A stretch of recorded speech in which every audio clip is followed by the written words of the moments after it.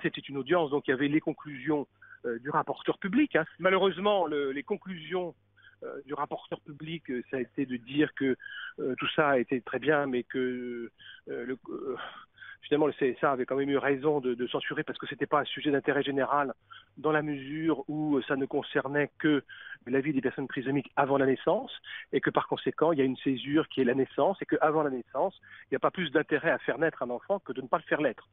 C'est évidemment se moquer du monde puisque il y a des quantités de campagnes de prévention de l'alcoolisme, du tabagisme avant la naissance. Et donc, on se préoccupe évidemment de la santé de l'enfant avant la naissance. Nous espérons que les juges du Conseil d'État tiendront compte des propos qui ont été exprimés et se rendront compte qu'effectivement, la position du Conseil supérieur de l'audiovisuel qui a censuré cette vidéo et qui a déconseillé aux chaînes de le rediffuser est une décision qui n'a pas de sens. Et puis, je veux dire, on ne voit pas pourquoi on diffuse des heures et des heures d'émissions, par exemple, pour les personnes qui ont la myopathie, dans le cadre de la journée de la myopathie, le Téléthon. Et puis, on ne peut pas le faire aussi pour les enfants trisomiques. Ça n'a aucun sens.